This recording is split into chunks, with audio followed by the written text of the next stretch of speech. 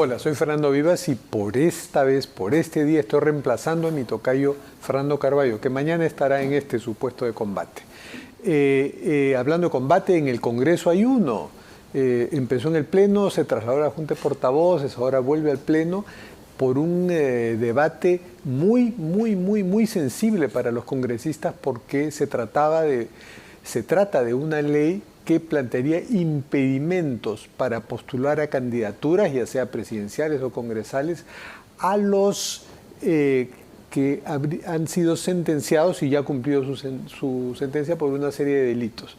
Entonces, algunas bancadas, como la de los fujimoristas que controlan la Comisión de Constitución, han sacado de eso una serie de delitos y dejan solo algunos, terrorismo, sedición, que solo impedirían postular a condenados, ya se imaginan cuáles que estén en las filas pues, de la izquierda radical, por ejemplo Guillermo Bermejo o Antauro Humala. Y sin embargo sí pueden postular los que hayan sido condenados por homicidio, por secuestro, por violación sexual y por corrupción de funcionarios, donde ahí sí hay en todas las bancadas. Entonces es muy obvio el trazado de línea entre quienes quieren que los impedimentos se reduzcan a solo esos delitos y entren a tallar delitos como homicidio o secuestro, que recuerdan quién ha sido condenado por eso y ya cumplió su condena, es un decir, porque en realidad salió indultado, pues Alberto Fujimori fue condenado por esos delitos como autor mediato, pero fue condenado por esos delitos. Entonces ahí tienen la figura. Más adelante tendremos un enlace con algún congresista que esté en medio del debate. Por ahora vamos a hablar de un tema muy importante que tiene que ver con la educación y también con el Congreso, que en este desembalse legislativo que están corriendo, pues porque el sábado se acaba la legislatura, uno de los proyectos que más nos ha llamado la atención, y varios nos han llamado la atención, tiene que ver con la educación. Se ha aprobado sin evaluación de méritos, sin meritocracia, la contratación de alrededor, la cifra impresiona a cualquiera. Nuestro invitado nos dirá si estamos en lo correcto o no, de alrededor de 200.000 profesores. Vamos a hablar de esto con el exministro de Educación, Ricardo Cuenca. Gracias por acompañarnos, Ricardo. No, muchas gracias por la invitación. ¿Es cierta esa terrible cifra de 200.000 profesores que pasarían a ser contratados automáticamente? Sí, y podría ser un poco mayor, inclusive. Porque, a ver, en el servicio, en general, los profesores en el Perú son alrededor de 500.000, de los cuales 350.000 o un poco más son públicos, del sector público. O sea, en ese 500.000 ya están incluidos estos 200.000. Ya están estos 200.000. Ah, ya. No, ya. O sea, no van a ser 700.000. No. Ya están incluidos, pero con esa condición. Exacto, con la condición, a ver, en el Perú, como sabe Fernando, tenemos dos momentos dentro del sistema público. Uno, a partir del 2012, que se aprueba la carrera meritocrática, en el que los profesores tienen que cumplir un conjunto de requisitos y demostrar un conjunto de habilidades para poder ser contratados por el Estado y volverse un personal permanente, por decirlo de alguna manera. Y otro grupo, cuando no se cubren las plazas, son contratados a través de también un examen para poder efectivamente enseñar durante el periodo que dure el contrato, pero no forman parte de la carrera. Lo que hace esta ley, que golpea el corazón de la reforma docente, que es el proceso meritocrático que tanto costó ir construyendo en el país, termina golpeando ese centro de la carrera meritocrática, y lo que hace es que, sin saber si son buenos, regulares o malos, alrededor de 200.000 profesores ingresarán directamente a esta planilla de carrera. ¿Y estos profesores por qué no estaban contratados? O porque no se presentan a la plaza o porque no aprobaron la plaza. Es posible que sí hayan pasado por examen y no lo aprobaron. Exacto, es posible. O que no se presentaron. O que no se presentaron. No tenemos esa información. Lo cierto es que van a entrar 200.000 profesores directamente a la carrera pública sin evaluación, y eso nos deja esto. Primero, el debilitamiento de la reforma. Segundo, cómo el Congreso se ha acostumbrado a legislar sobre política pública con tanta facilidad. ¿No? Y también pensemos en el fisco, ¿no? Porque esto Además, nos genera pues obligaciones claro. sociales que a este paso, con tantas exoneraciones, regímenes especiales que se han creado, no vamos a poder cubrir, porque además, por otro lado, baja la recaudación. Lamentablemente, esta conversación que estamos teniendo, que es una conversación, digamos, técnica, es la que no aparece en ninguna de las leyes que últimamente Claro, no porque aprobado. lo único técnico, entre comillas, era, los congresistas, ¿te acuerdas cuando aprobaron que el 6% del PBI sea destinado a la educación? Claro, todos queremos más dinero para la Claro, educación. ahora, ¿en cuánto estamos? Casi 4, 3.5, 3.9, 3.9, casi 4. pero de lo que se destina a educación, todo se va a ir en el gasto corriente para pagar profesores, no para infraestructura, Claro, ahora, no para otras cosas. La idea en el fondo es que tengamos el principio técnico, digamos, de una carrera meritocrática cualquiera, pública, sea de médicos, de jueces, de policías, militares, profesores. La base está en que haya la mayor cantidad de personas dentro de la carrera para que efectivamente haya el esfuerzo por querer subir en el escalafón, porque tiene mejores condiciones laborales, porque supuestamente está mejor preparado y por eso va ascendiendo, ¿no? Y es verdad que nuestra carrera todavía tenía pocos docentes en la carrera misma, ¿no? Sin embargo, la salida no es siempre la más fácil, que es la que está haciendo, porque además es un populismo muy, muy simplón, ¿no es cierto? Porque hay populismos en el que tú Te refieres encuentras al el producto. populismo de la mayoría que ha votado a Exacto. favor de esto. Entonces hay populismos, digamos, un poco más efectivistas. Claro, pero ¿no? ese populismo ha sido gatillado por una bancada que se ha movido para esto, que es la bancada del bloque magisterial, que es este conjunto de maestros que entraron con Castillo. ¿Cuánto daño nos ha hecho Castillo, no? Sí, sí, bueno, es la agenda que tenía Castillo desde el principio. El daño que le ha hecho a su profesión, palabra de maestro. Terrible, terrible. Pero es más terrible aún porque esto ha sido posible por el impulso de la bancada magisterial, pero con la venia del resto de bancadas en el Congreso. Claro, es que la bancada magisterial se ha comprometido, en cambio, a apoyar las causas de otras bancadas. Con lo cual se confirma que la precarización de la política peruana, Fernando, está claramente expresada en cómo los intereses particulares, en este caso gremiales de la bancada del bloque magisterial, porque esa bancada no es un movimiento político, es un movimiento gremial. Todos vienen de FENATE, ¿no es cierto? El sindicato que fundó Pedro Castillo. Y entonces la expresión máxima de esta precarización es cómo los intereses particulares están por encima de los intereses nacionales. O sea, porque, y entonces hacen pactos. Porque el SUTEP, tan vilipendiado por algunos, no apoyaba ir así a rajatabla contra la meritocracia como lo ha hecho el FENATE. No solo eso, sino que últimamente lo ha defendido públicamente, porque hay un tema que no se ha discutido tampoco. Bueno, el Congreso ha renunciado a ser política hace rato, ¿no es cierto?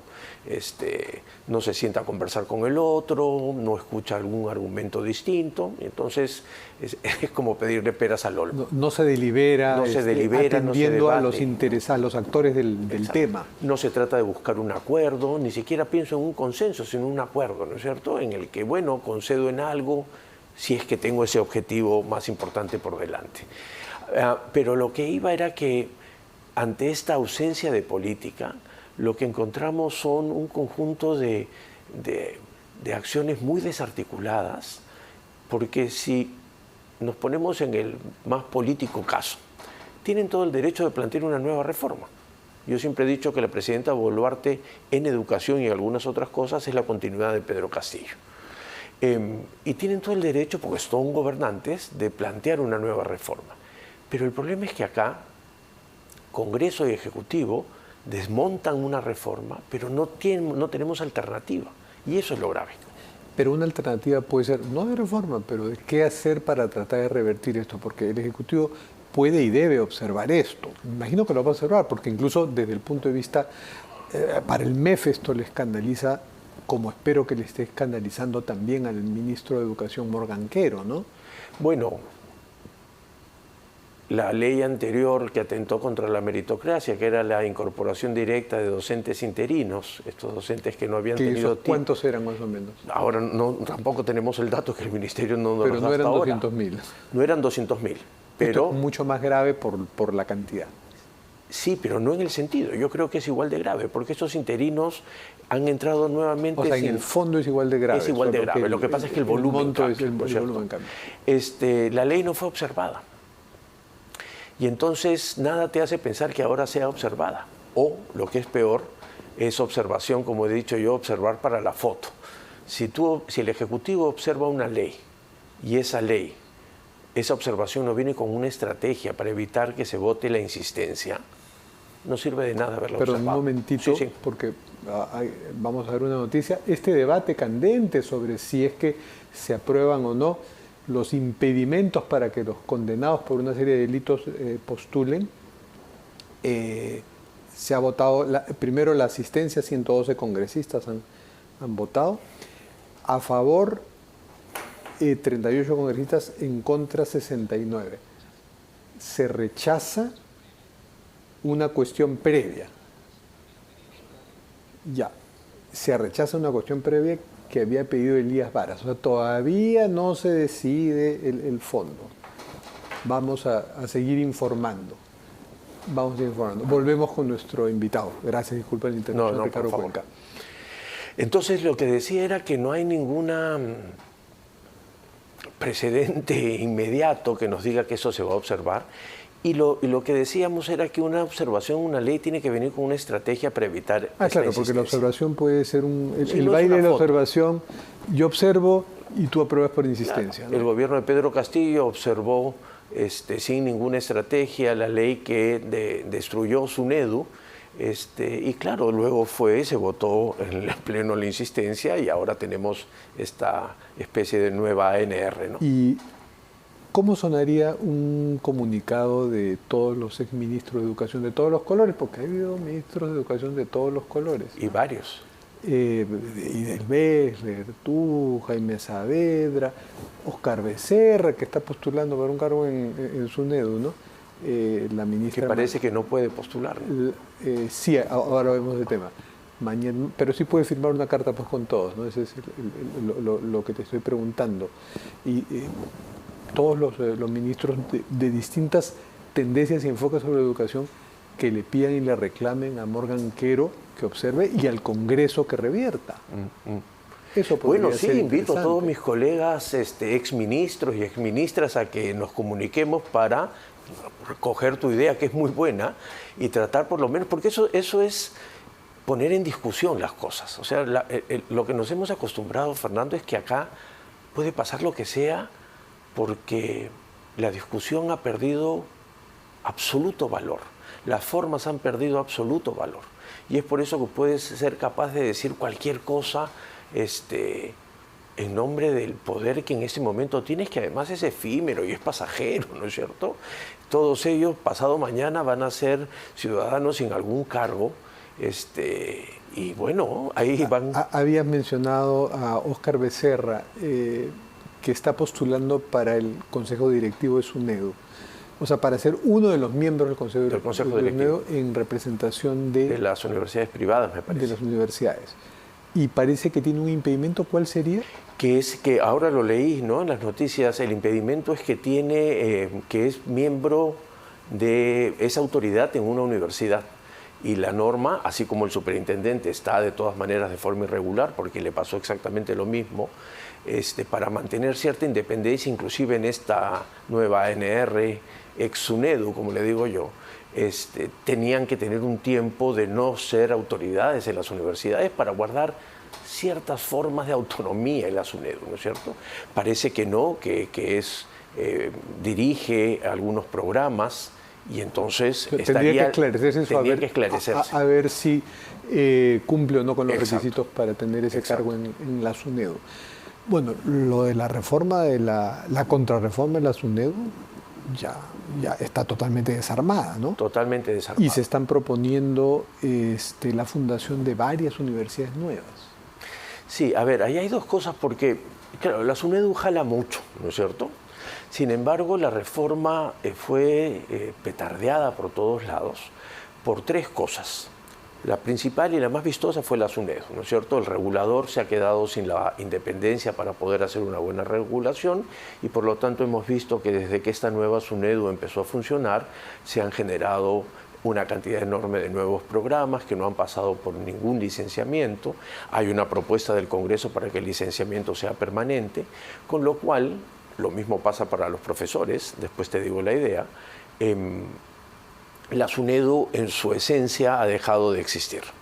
Pero junto con ello se volvió al sistema de acreditación previo a la ley universitaria del 2014, que es un modelo que es incompatible con la SUNEDU y por eso en la ley universitaria se exigía su modificación para que acreditación y licenciamiento puedan complementarse.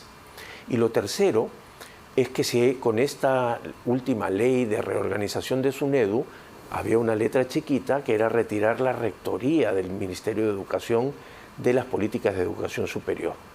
Por eso, probablemente, a pesar del esfuerzo que hicimos en el 2021, la nueva ley de organización y funciones del Ministerio de Educación no funciona.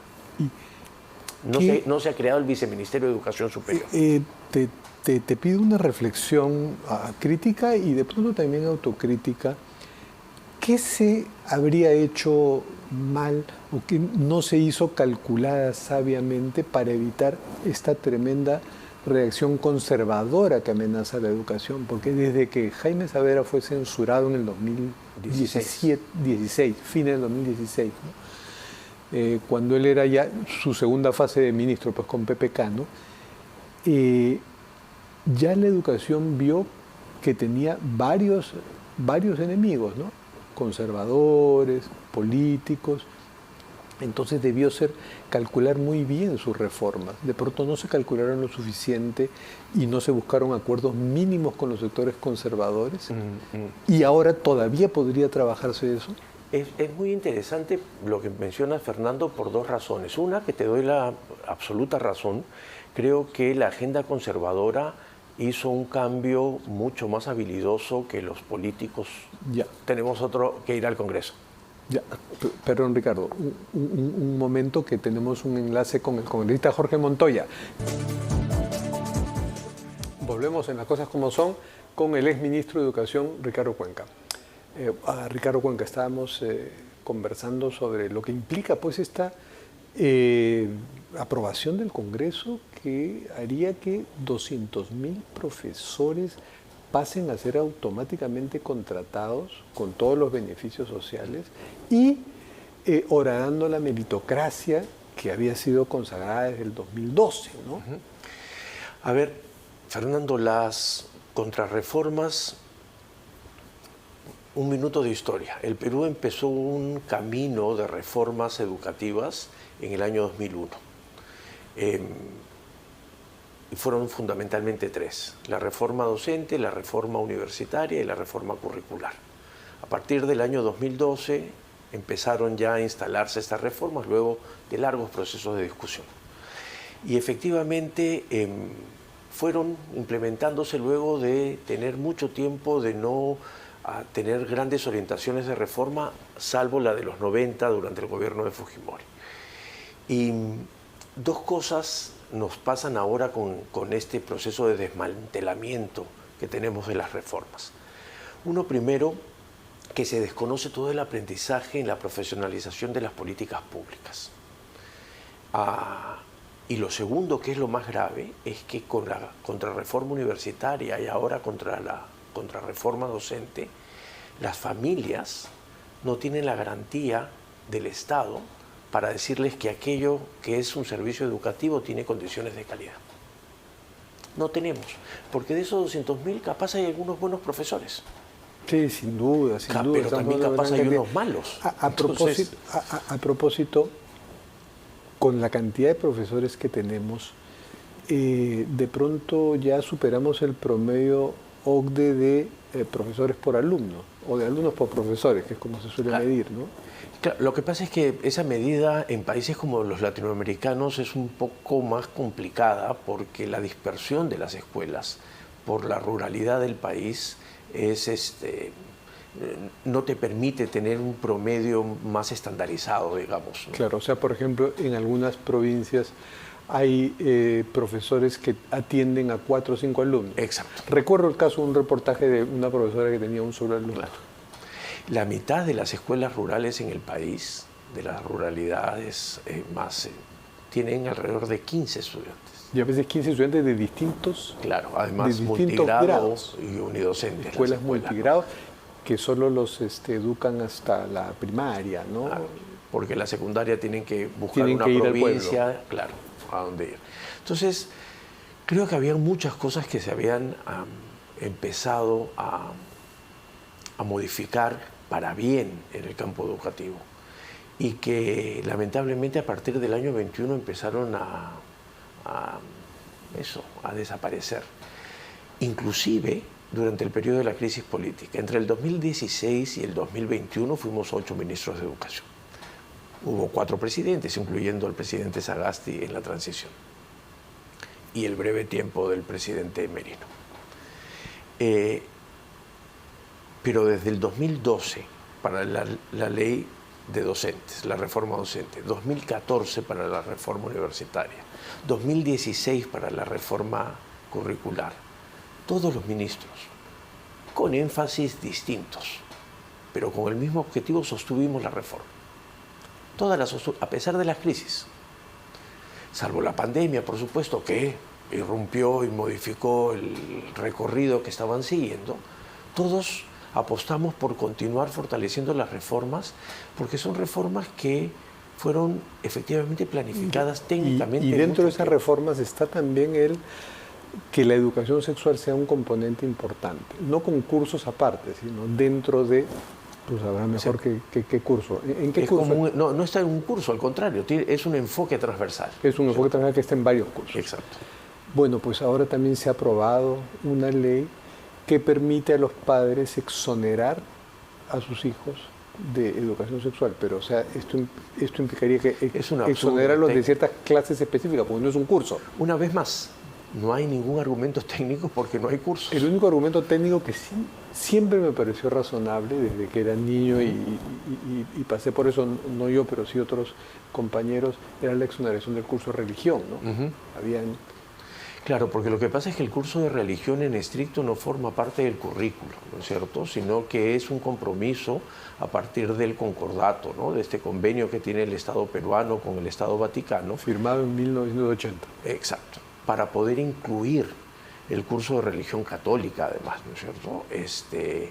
Y eso sí funciona como un curso porque no forma parte estrictamente del currículo Claro, entonces nacional. tiene sentido que la religión, que es algo tan íntimo, cultural y familiar, los padres digan no porque mi hijo y nuestra familia es mormona, entonces no quiere llevar este curso de religión católica. Bueno, por eso la escuela pública tiene que ser laica, ¿no? Ya, pero tiene sentido, no, nosotros creemos en que mi hijo que no lleve esa educación sexual en manos de los ideólogos de género, degenerados, que quieren homosexualizar a mi niño, entonces lo exonero. Pero lo exonero ¿cómo? De las clases que en este curso de biología tengan que ver con el tema o en el curso de ética.